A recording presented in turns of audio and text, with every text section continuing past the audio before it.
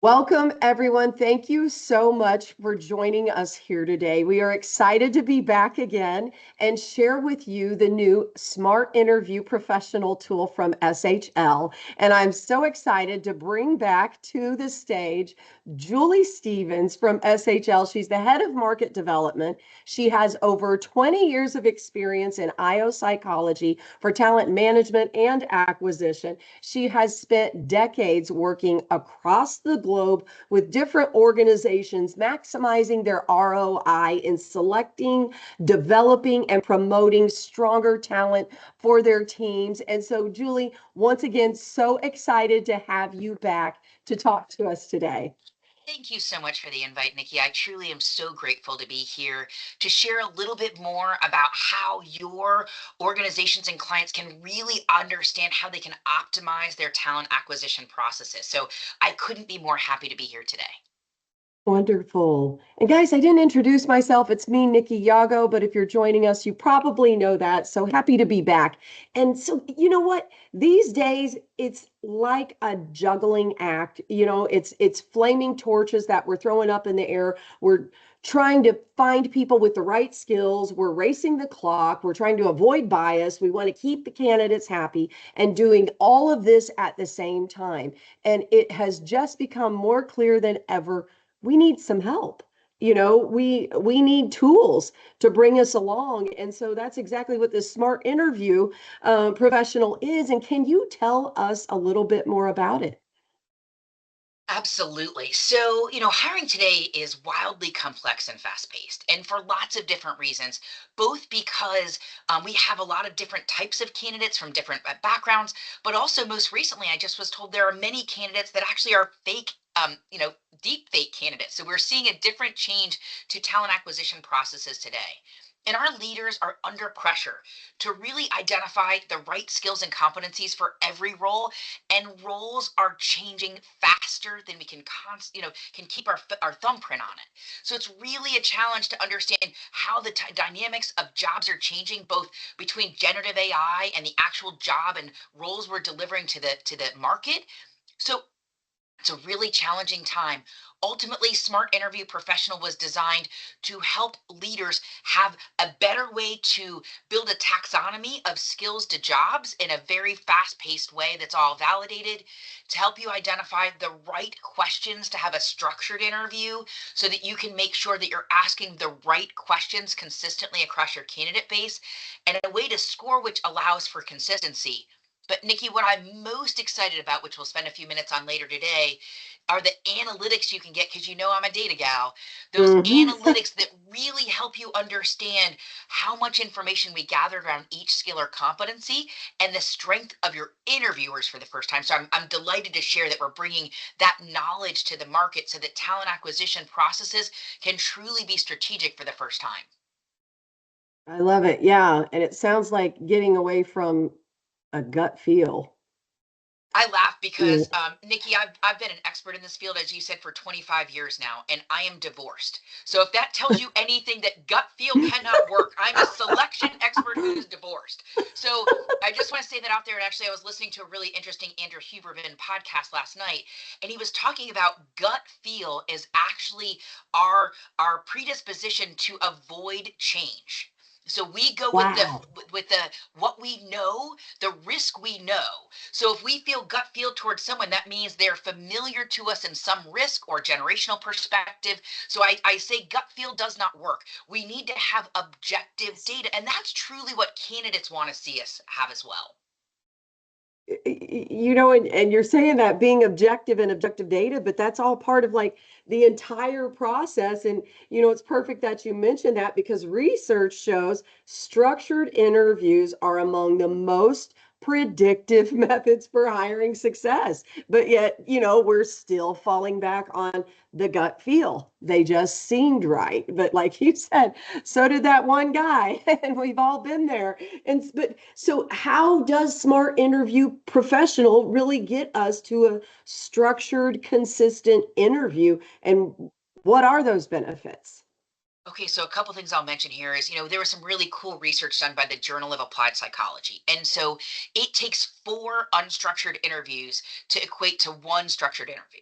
So for people who think that it's faster to do an unstructured interview, I just want to say it might be faster for you, but it takes many more people and much more energy to actually get to a decision if you have an unstructured interview. So there's a lot of data that backs up why this is so powerful. But let's take your question and talk a little bit about what does this do to create structure. Well, the first thing is we had our team go and map over 800 different jobs using onet so that we could identify the exact skills that are required for the job. And so the first place I see unstructured interviews going off base is because the questions we're asking aren't actually about the job and the future of the job and what's going to be important. So we're asking things like, do you know about decision making? Well, that might be a tiny part of the job, where the actual big part of the job is analysis. And we're not actually Yeah. talking about analysis. So this will help you prioritize your energy against what's most critical for the job. So that's the first thing it does. The second thing it does to create structure is it provides you with validated questions that have been reviewed by industrial just across the globe. So we know these questions are great at gathering the data, and it actually even provides you with the follow-up questions you might need. So it gives you a beautiful taxonomy of the right data to start to collect. But it goes far beyond that, because the reality is you can give someone an interview guide. You can make sure that people are asking the right questions. But if they're not scoring consistently, it all kind of goes out the window as well. So one of the things that this provides is behavioral anchored rating scales. So this is what we call bars, and we'll talk about this a few times today, but this provides you data with what is ineffective, effective, and highly exceptionally effective behavior against these skills as well. So by having all anchoring it with real data, we're able to make sure that these scores are fair, the interviews are asking job relevant questions, and this benefits not only the hiring managers, but also the candidates. And we find it actually creates better goodwill towards the company. So if these candidates could be future customers, it ensures you're not breaking that relationship. I love that. And own it. The minute you say own it, I feel like everyone's ears perk up because that just speaks to the validity of this tool and just how detailed it is, you know. And so coming to that, just another thing, unconscious bias in interviews. I mean, that's a thing. Maybe we have something in common. You know, we both craft. I don't know what it is, but you really want to ensure that there isn't bias in an interview and that you're having a fairer, more equitable, objective hiring experience for the candidate. So, how does this ensure that? That's one of the beautiful parts about us as humans is we find people who are like us and we think they're good because we think we're intrinsically good. And that's that halo effect. And it's so true. And it's just part of who we are.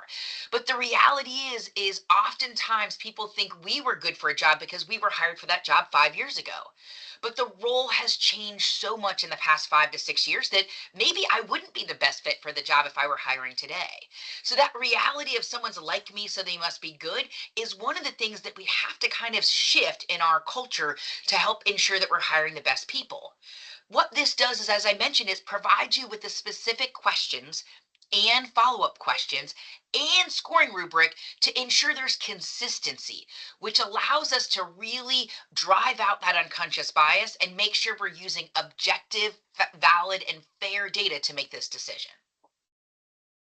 And I really liked hearing what you said about the person that was right for the position 4 years ago is maybe not necessarily the same person for the position today. And this is helping you, match that and understand that because we do so often fall back on what worked before and look at it as our standard for all the time. And we've got to be conscious of change and changing times. It's not my father's Oldsmobile. I think that was the old commercial. You can't fix a car today with the same tools as yesterday because it's computers, it's everything else that's involved. And so this is so fantastic. I'm excited to hear that. But in what ways will this platform contribute to your diversity and inclusion goals for your business? Ultimately, as we just talked about, it removes some of that halo effect. So it allows you to understand what someone is actually built from. The reality is we all want a fair opportunity to show who we are when we're applying for a job. And this creates that consistent experience where they know they can see this was designed to get the right information for the job. By allowing me the opportunity to show who I am in this consistent way, it allows us to actually compare people apples to apples. Instead of saying, oh, this person went to my alma mater, so they must be better, or this person golfs with me, or this person goes to my church, or Yes. this person I know this. So it allows us to really open up the playing field to a much larger audience, making sure that they are job qualified by using Yeah. these questions. So it really does allow people to have a fair crack at the bat. Nice, nice. And diversify your team. Is that going to come out that way as far as culture and so on? You'll get to see that better. That's the reality. And while this isn't exactly what you're talking mentioning, one of the things that I love about when I think about teams and interviewing is we all are spiky profiles. And some of us are really good at some things and really bad at other things. And that's just who we are. It's not possible to be a strategic long range thinker and have high attention to detail, I don't believe. Like you can be good at one or the other in some of these things. So when we think about that idea of team formation and we think, hey, listen, we've got really good people in these competencies, it allows us to prioritize those competencies that we need to really flesh out the team as well and make sure that someone has the capabilities we're missing so that we have that buy opportunity. So I think it does allow us to ensure that we have different strengths across the people so that across the team we can really maximize everything. I love it. Okay. And so I read that about 50% of companies have lost quality talent because it's such a poor interview process. And how is Smart Interview Professional addressing that? That's a big number, Julie. It is. I mean, and it is even worse when you think about those are the people they lose for the job, but how many did they lose as the customer? So this is really, really, really important because you want to be taken seriously as an individual. You don't want to be Yes. thought that like, oh, I don't matter, I'm a black box or I'm superfluous. No, you want to think we're important. We're all special little snowflakes. We all know that. So this allows you to show how you're a special snowflake in some beautiful ways. But the first thing it does is allows you to take control. And as an interviewer, the thing I hate the most is sending my application in and then never hearing anything back as if I don't matter. So now, once I'm invited to be part of this interviewing process, I can actually automate. I can schedule myself, so it allows the candidate to have that autonomy to feel like I can schedule this interview for if I'm better in the morning or better in the afternoon, or I can get away from work at this time. It allows me to really optimize to show you the best of who I am. So one of the things it lets me do is take control, which I love. Then the second thing I really love is by having the structured interview design, it makes sure that you understand what are the requirements of the job and make sure that we're Yeah. actually asking the right questions. Yeah. So I think it really does a lot to help me understand the company that I'm applying for takes this job seriously. So I think that's one of the things I've counseled many, many people over the last 25 years of listen, if they're not showing up with an interview guide, do they actually know what they're hiring for? Is the job description real? So I think there's some things there. The second thing is that I really like about that interviewer is, you know, people are very bad at seeking information. In fact, we've become much worse listeners over time in our culture. So, the beautiful part of this entire process is not only are we going to ask you a question and the individual has to write the answer, we're going to give you follow up questions so that if they didn't get part of the answer they need to get, they can really scope it out to get a complete story. It's not just part of what you did, but we give them the opportunity to really get the entire approach so that we can measure you not just based on your initial reaction, but on based on what you really did to impact business. So I think it's a beautiful opportunity to really gather the entire story and teach people how to be better listeners. So it does a lot around that, which I really love. And then, of course, from a interviewer perspective, it's efficient as can be because it allows you to actually track your notes and score real time as you're going through the interview. So it's very, very strong from getting real data that you're scoring right away so that you don't have that transference of 6 hours before I go back to actually provide the interviewer data. And in that 6 hours, 17 things have happened where it's not a real time score. So I think it does a lot to ensure that these are very quality and then also, as I mentioned, those analytics. But by making sure that the candidate feels in control, they can show themselves the brightest. Mhm. Those are all the things you can do to make sure people feel really good about it. I love, and once you were talking about that too, about it lets the candidate have some control in the experience. You don't want it to be a bad date, or an awkward date. You want it to be something that it gives them comfortability. And like you said, so they're excited about your company and what do they understand about it and so on. And so from a candidate's perspective, what are some of the improvements that this tool offers? I mean, many of them we've mentioned. So the first is, of Yeah, course, the fact that they can schedule themselves and they can make it at a yeah, time. I mean, I laugh that I think back to my 20s where I'd be in a stairwell in between floors trying to hide so I could have an interview. Like those days are no longer. We can schedule this for when it makes sense. And the cool part is you don't have to be at a place. You can do this from your cell phone. You can do this from your iPad, yes. from your computer. So you can pick a quiet, safe space that you feel really good in to really present yourself in the best light possible. So I think those are huge advantages. But I also think having the opportunity to actually understand what's required for the job and gathering the questions. I always do a little bit of reverse psychology when I'm coaching people to have a great interview. And that's, I always say, write down the questions they're asking, because that's what matters for the job. So it gives you a little bit of insight as an interviewee, what matters and what you should be prepared for when you actually start. Great advice, by the way. I'll be stealing that because that is great advice. You're exactly right. And it's certainly in this case, the questions that are being asked are exactly pertinent to the position. And so, okay, so enough talk. We want to see the smart interview tool in action. And I was just hoping that we could go through, you could walk us through a quick demo of the experience, kind of let us know what it looks like to set up an interview, how the interviewer would use it, how it evaluates the candidate and so on. Because just again, so many possibilities within this tool. And really looking forward to looking at this. Fantastic. Yeah, and we can just hit next there. The idea is Talent Central is a platform that is available across the globe. I mention this to say because this is actually one of the important parts that I will share. While we are a global organization, that doesn't mean we just have one data center. So if you're really concerned about the data that sits behind this, the good news is we have data centers that are in the US, in Australia, in Canada, or sorry, in China and in Europe. So we have 4 different infosec data centers that you can have this information stored on. So that's the first thing I'll just mention, which as we're getting into the system is we take infosec very, very seriously. So okay, so this is the beginning of this. And so let me just take a minute. And if you wouldn't mind hitting next real quick, Nikki. Okay, right at the very top of this, you see that you have the opportunity to do 3 things which are really cool.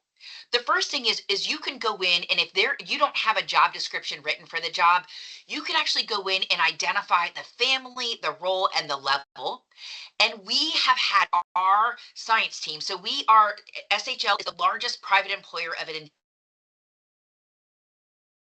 across the globe. So we have a massive team of PhD industrial psychologists that have gone in and done this mapping from the ONET jobs to specific skills that are required from the job. So there is a validated model that you can start with. And if you come in here and just put your job family, your role, and your job level, we're going to give you the skills that are most likely to be applicable for the job. So that's super duper cool. But also cool is if you look right there, you can also click on the artificial intelligence classifier, and that will allow you to either upload a job description or it will allow you to add a link from your ATS. And the system will use our large language model and machine learning to go in and study that job description and identify from that job description the skills that are required for success. So this is a true efficiency builder that's been validated by scientists and PhDs across the globe. So we know this is going to be a beautiful starting point for any job. So the first reality is, I think back to my early days and I did many internships in recruiting in college. And one of my jobs was to build interview guides. And this analysis of what are the right questions to ask in an interview guide, that could take 6 to 8 weeks to build because we would have to go out and meet with subject matter experts and do focus groups and begin to have a more updated job analysis. This now takes 6 to 8 seconds to complete.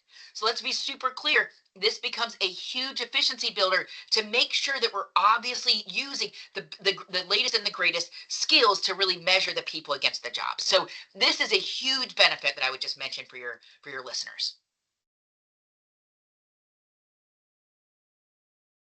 All right. Okay, so the nice part is you might say these are the right skills, but there might also be other things that we're missing. So this allows you to add different questions or topics for your interview guide. So if you really culturally cared about integrity, that was really valuable to your culture, and that wasn't one of the skills that came up, no problem. You could add this as something that's really important for you to be asking questions around as well.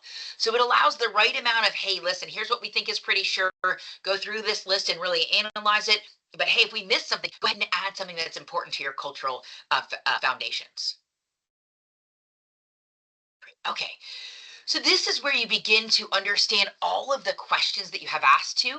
So this has over 250 questions, as you can see here, that have all been developed by our team of scientists. And you'll see that there's a variety of different questions here. And in fact, if you hit next here, perfect.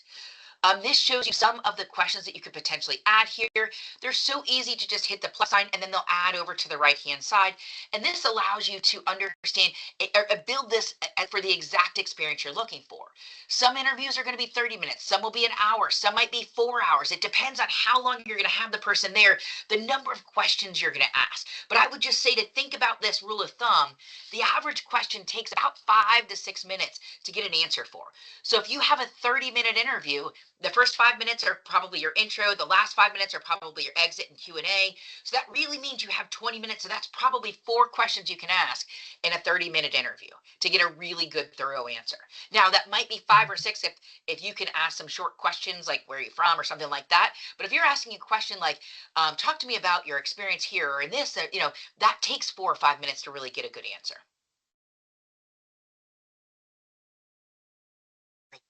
This is where you can also add additional questions. And then this, as you can see below, begins to get where it's really cool. So if you can scroll down a little bit for me, Nikki.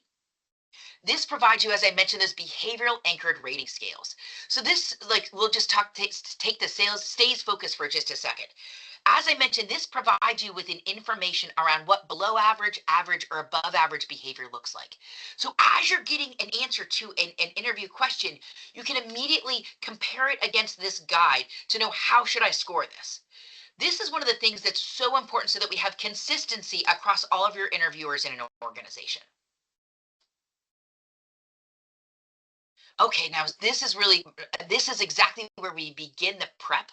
And so the reality is oftentimes people only interview once or twice a year, maybe a few once every couple months. So I took that behavioral interviewing class or that structured interviewing class 5 years ago, but I've only used it 10 times since. And the reality is if you don't use it, it atrophies over time.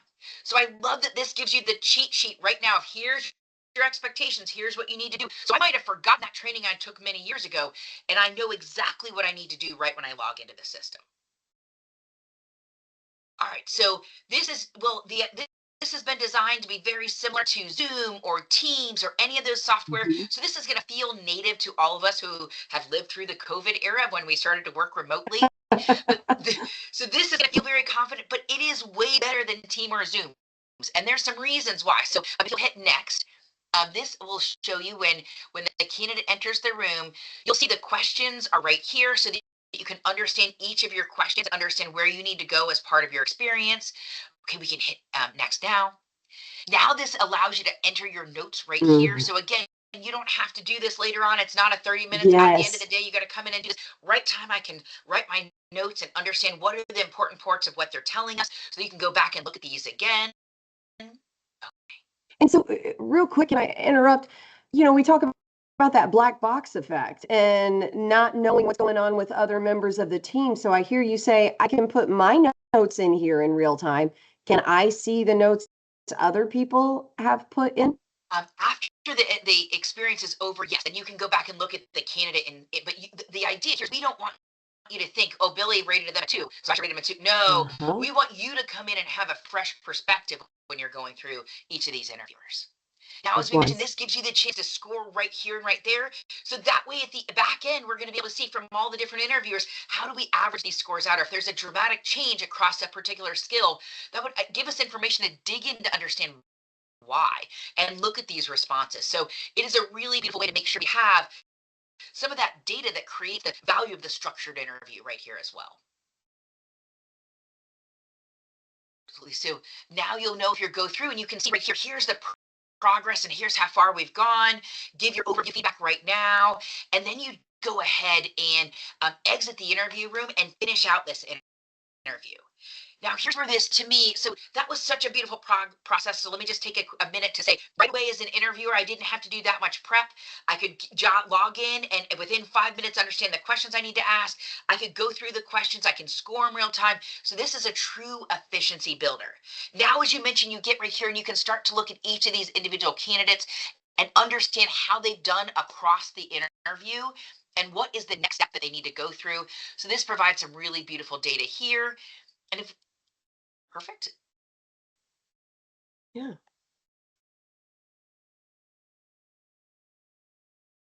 Nope, if we I'm go to in the there. Oh, right here, individual guys. I'm sorry. It blended no right in. worries. Now this is where we start to see this, as we just described, this scorecard, so we can start to see Yeah. across people, how did someone do and where are their dramatic changes in how they were scored. So like you can see they got a 1 out of 3 of time availability from the recruiter, but a 2 out of 3 in the hiring manager. So that would be where I might want to dig in to understand a little bit more data or begin to ask questions before we decide on who to offer the role to. So this is just designed to be kind of another one of those validation tools to make sure we've got some clear answers and one person didn't assume something and another person assumes something else. Here's where we get really excited. So now when I Wow. mentioned I'm a data gal, and this is where we get really good data. So now we can begin to understand the interviewer information. So here's how many interviews they've collected. Here's how many candidates they've touched. Here's the amount of time they've spent in different parts of the interviewer. If we keep going down a little bit more, one of my favorite parts about this is who actually talked. Because again, as I mentioned, we're really bad listeners. So if you were to look at this and say 77% of the time was the interviewer and 23% was the Yeah. candidate, you know right away that actually wasn't a very fair assessment of how the candidate is doing. So this provides you really good data. But the other part I love is at the end of the interview, right here. Actually, we go up just a little bit. The net promoter score is there. So what I wanted to mention is at the end of the interview, where the candidate is actually providing a survey where they're asked about the experience. So you can measure that real time. If you are not having a strong candidate experience as part of your interviewers, you'd be able to pick that up and understand if there's a risk, not only to your future candidates, but also your future customers. Now we can I go look at down all and that. start to get in feedback on all these different best practices and where did the person have strength and where weren't they strong. So to me, when I think about this as an organization, we an interview was a black would go into a room and there wasn't any notes and we would say throw away your notes, we never want to see those again because they could be legal risk. Those days are gone.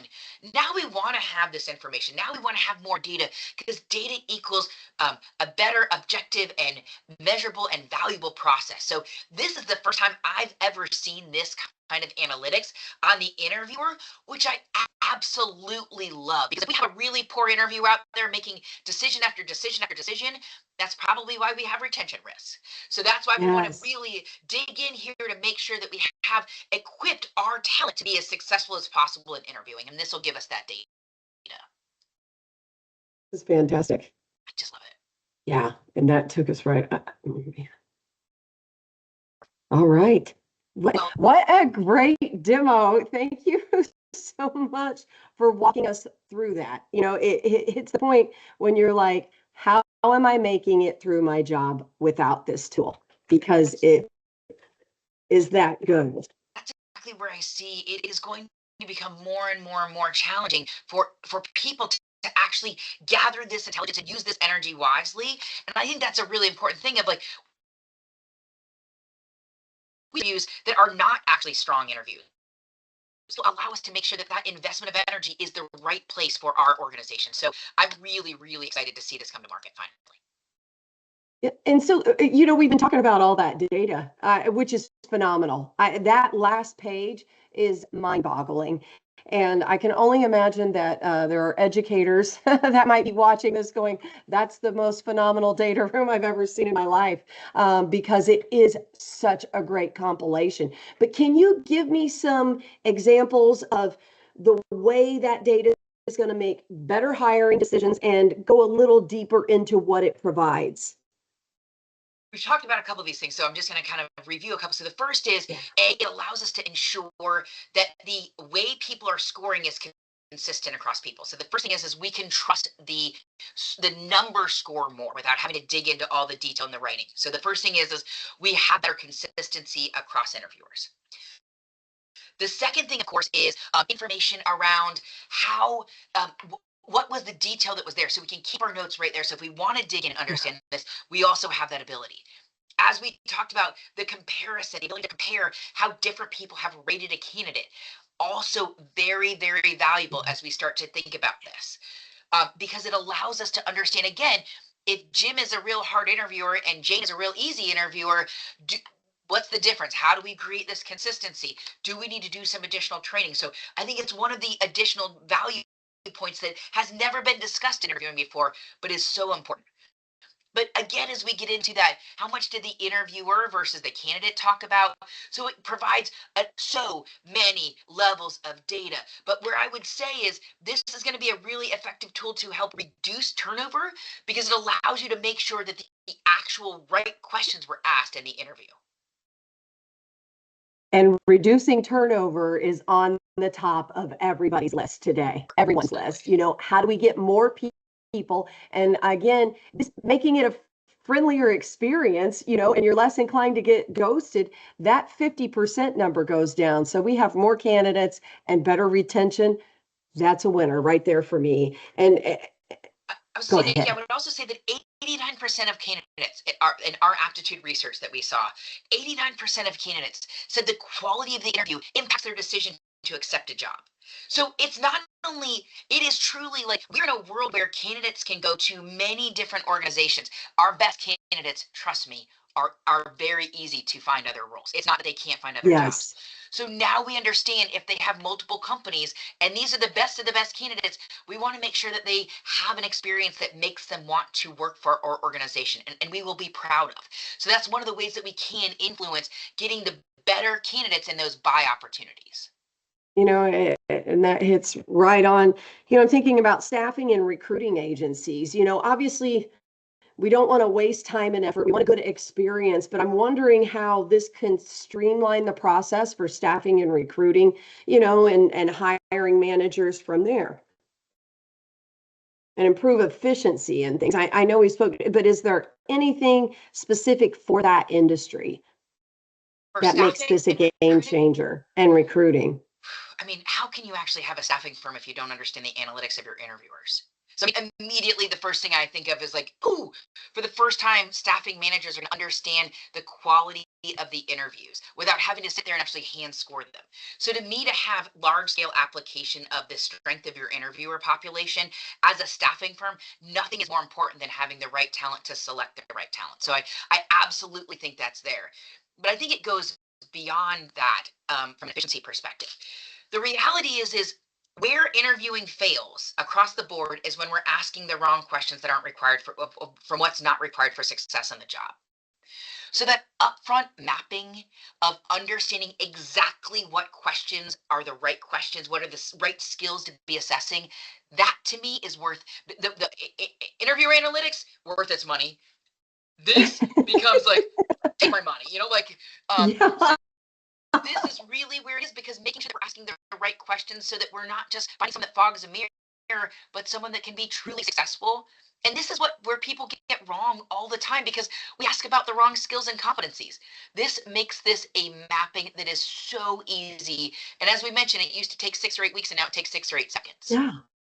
Yeah, you just really segued us right in and through my next question that I had, but really just to draw attention to it, over 650 jobs mapped with ONET, an abundant of questions within. I mean, all of that time. It's like you said, when you would back in school, when you were developing an interview guide. I mean, it's weeks to develop one for one position because the amount of work, and this does it in absolute seconds. Do I want time back in my day? Yes, I do. But let's talk a little bit about time real quick, Nikki, because I think that's the Yeah. other part. And we all know the reality of, I laugh because even part of our cognitive measures, one of the questions is about scheduling people. So the reality is we all have massively different schedules. We are all challenged and everyone has other things that they need to take care of. So now just the process of scheduling a candidate can take so much time and energy. So the reality of the Yes. efficiency of putting that on the candidate's shoulder so that they can choose the time that's right for them and you can just program in Yes. a couple options. Now that's the other part that I would just say that is ridiculously cool for staffing Yeah. firms because that takes that administrative burden off of your team and allows the candidate to feel more passionate about the Yes. opportunity. Absolutely. And I mean, we've all had instances where we spend more time back and forth emails trying to schedule a meeting than actually meeting or interviewing someone. It's just set, and that is a turnoff. It is. I mean, meeting calendar links were the greatest thing ever. And you're right, this does that. It saves us all, and you were touching on it, and we mentioned it earlier, different styles of interviewers. When you're talking about how this is tracking your interviewers to see, where are we on the margin? If we have one rubric, why are we scoring so different? And really, it aligns it all together because every organization has different people. Some are tossing softballs, some are throwing curveballs, some didn't even know there was a ball. It's all across the board. And this is such a game changer, not only efficiency, but standardizing the process so you can really get the best psychometrics and data from what you're doing and understand this is the best candidate for the job. I Really, I just the dork in me just has to underscore one of the things that is not very cool. Like the analytics is really cool and the AI mapping is really cool, but the reality is that the drum, the drummer of the band is kind of what keeps the heartbeat going. And to me, the thing that's actually the drum beat here is choosing the right skills and then having the behavioral anchor rating system or scale to help people have that consistency in scoring. So that's the drummer of the band to me. That's just keeping us going. yes. But it's you don't think about how cool it is until you understand how we have so many different processes in our brains that are creating different lenses of falseness. We're creating stories in our head about why people do this. So having those backup questions and bars allows us to have that consistency, which is truly so valuable. So I wanted to mention the sexy parts. The unsexy part, though, the deep dork part, it really does have value as well. Yeah. Yes, it does. Dorks have value, Julie. They just Well, really for do. sure. Yes. And you talked to us about being able to take notes in real time. And you know what? That is going to be such a game changer. And I love that you mentioned accuracy because I hadn't thought, I was looking at it in terms of I won't be up late, until midnight trying to hurry and get my notes in and everything from the day. But you touched on validity of what is said. And it made me think of years ago in school when they were talking about Civil War. There was truly only a couple of valid manuscripts that they kept or journals, and one was just a standard young foot soldier because it had to do with writing in real time and that you can't necessarily trust what someone says about mindsets and attitudes and it's written later. It has to be done like that day in real time at that moment so you get the truth. But if you could speak to that as well, because this gives us that opportunity. Is that the idea of we all create these stories of why someone some ways, or we partner them with certain people, or they remind us of certain people. So the reality of having these questions and being able to do this real time, again, just the validity of the data. We don't have the transference and we don't have the opportunity for our mind to tell us stories because it's real time. Also, I find when I'm writing my notes right then, if something doesn't make sense, I have the opportunity to clarify it.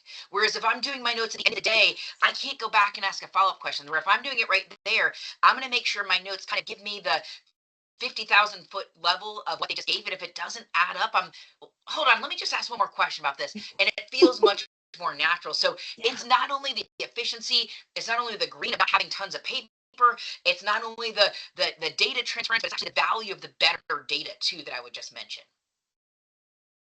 Wonderful. And you touched on this earlier when we were doing the demo, and we're able to highlight, from the screen, but there are a lot of video call tools that are out there. And you were right, from the pandemic, we all are familiar with Zoom and Teams, love them, use them.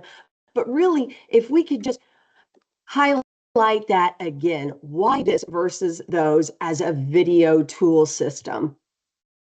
Well, I mean, okay, I mean, more than even just what's on here. The first would be, as we said, the allowing the candidate to be in control and be engaged in the process by scheduling. So, number one. Number two would be the value of having the right skills and competencies identified for the interview, without a doubt, 100% critical. Three, having validated questions that we know actually ask for the right data, huge. Having the right follow-up questions to make sure we get the full story, huge. Having the ability to identify and have the behavioral rating skills so we have consistency, huge. None of that would be in team or Zooms. That would all be a human effort Yeah. that you would have to Yeah. pay someone and pay their Yes. insurance and pay their benefits. So this is much, much more efficient. Okay, but that doesn't even get to the analytics of the data of why I think this is truly so beneficial for us to look at over time. Think about how cool it would be if we could pair this with retention data to understand who's asking better questions or who's creating a better candidate experience, or pairing this with how many candidates accepted a job. So the data possibilities, we've just scratched the surface, but there is so much more that we can potentially leverage against this. Data too. It can be a little bit of everything. And I'm just going to bump right over this. We've really hit these points on the time to fill and the efficiency and how it touches every button and clicks every button. But I'd love to mention people that have used it already. What are they saying? Those that were maybe skeptical, they didn't want change. They didn't think it would quite work for them. But what are the people that have already used Smart Interviewer Professional saying about this tool? Just getting ridiculously strong feedback, which is the cool part. I mean, this is, there's not that many products you launch that people are like, oh, this is amazing, and we don't have. I want. This is one of those tools that we've really hit the nail on the head. So I'm really, really quite pleased with the feedback we've gotten so far. What we've heard consistently is efficiency, effectiveness, experience. This really capitalizes on all three of the efficiency to make sure that your HR team is Yes. actually spending time on higher value tasks, the effectiveness of making sure you're hiring the right candidates and the right talent to be successful long term at the job, and the candidate experience of making sure they know you take them seriously. So I think this Yes. really does a beautiful job at all three. I love it. I love it. And you know what? It wouldn't be complete if we didn't wrap it up about the about the data. And certainly, Julie, as you said, you love data, and I had asked if you had one line to sum up the Smart Interview Professional, and why you should go for it. What would it be? And you said, Be a data gangster for sure. And I yeah. believe this in all aspects of life, but a recruiting data gangster, I don't think these people exist until today. So I'm excited to welcome you to become a data gangster. I love Yes. it. I love it. And I'm not going to sing, but I'm hearing some old school rap songs in my head. That's And pretty fair. I'm putting in recruiting data with the gangster, and I think it's awesome. But I'll spare Absolutely. you that. I will spare you that. Well, Julie, thank you so much for joining me here today. Always a pleasure to have you on board. And again, because you are a data gangster, and you know what, friends, I did not include it on my final slide. But speaking of data, love to share the story. Julie is a survivor of stage 4 cancer, and she is the CEO and Chief Joy Officer for Mojo Health. We want you to go to Mojo Health to learn to be a data gangster in your own health recovery story. And that's www.mojohealth.org, if I am not mistaken. And reach out if you have questions. Connect with her on LinkedIn. Connect with me on LinkedIn. We would love to share more. Julie, any closing words for us? Nikki, thank you so much for having me join you today and helping to educate, inform, and empower your clients with what they can do to be really successful in the interviewing arena. This world is changing, and so we want to make sure you guys have your finger on the pulse of how we can build better, faster, and more efficient and effective interviews. So we hope that today has been valuable. I can't thank you enough for not only including me to share my SHL news, but also sharing Mojo Health. And as you mentioned, I am an official data gangster. I figured out how to use 12 different types of data to predict all parts of my cancer treatment, whether that's what treatments would work or if it was effective, how we could identify why my body was hospitable to cancer, what I could do to avoid all side effects. So I'm a data gangster physically, emotionally, mentally. I truly believe that this is the path forward, and this is the system that will allow you to have different data than you've ever had before. Fantastic. Thank you so much. And you have a wonderful day. Thanks so much.